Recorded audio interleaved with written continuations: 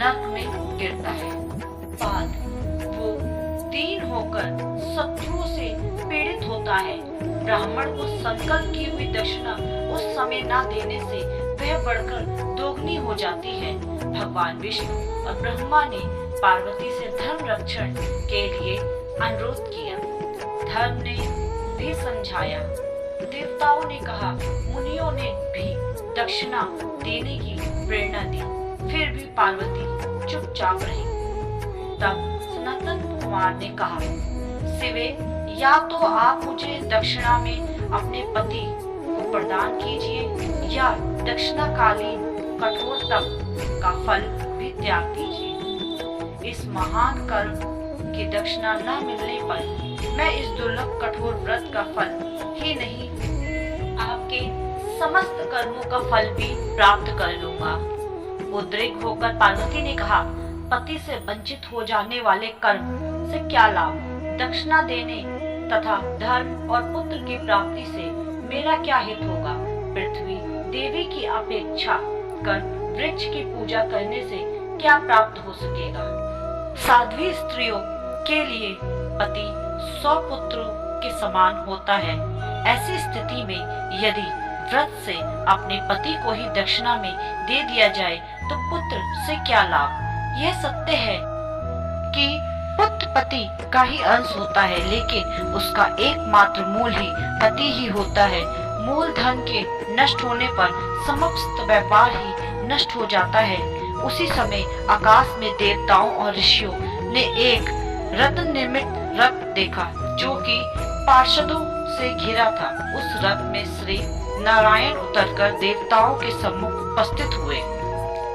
उन श्री नारायण को ब्रह्मा, विष्णु और शिव ने रत्न सिंहासन पर बैठाकर उन्हें प्रणाम किया और हाथ जोड़कर गदगद कंठ से स्तुति की।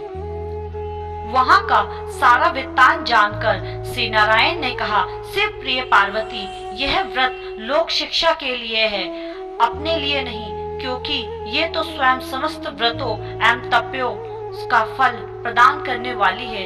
इनकी माया से ही चराचर जग मोहित होता है।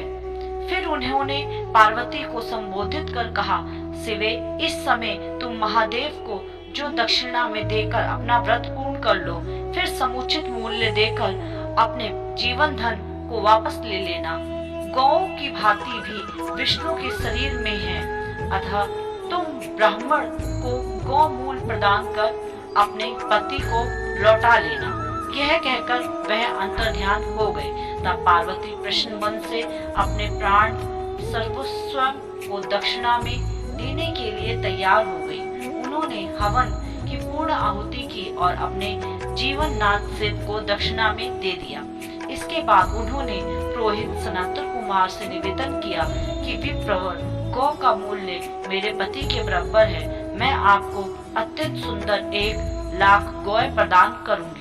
इसके बदले में आप मेरे जीवन सर्वोच्च को लौटा दें। प्राणनाथ के मिल जाने पर मैं पुनः ब्राह्मणों को विपुल दक्षिणाएं प्रदान करूंगी। तब सनत कुमार ने कहा कि पार्वती, मैं तो ब्राह्मण हूँ, मैं 1 लाख गौ को लेकर क्या करूँगा? इस दुर्लभ रत्न के सामने 1 लाख गौ की क्या तुलना? मैं इन्हें साथ में लेकर त्रिलोक में भ्रमण करूंगा।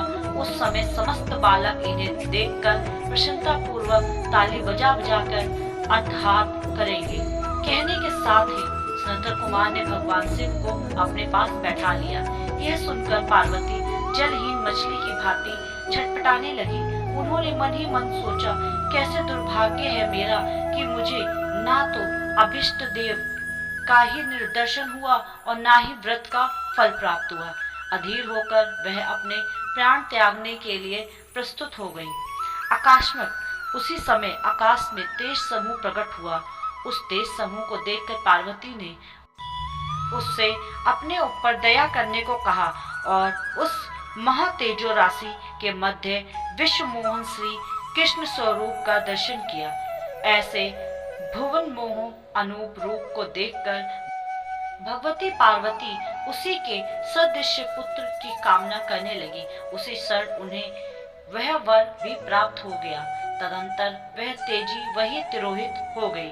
तब देवताओं ने ब्राह्मण पुत्र सनातन कुमार को समझाया। सनातन कुमार ने दिगंबर शिव को उनकी प्राणेश्वरी पार्वती को लौटा दिया।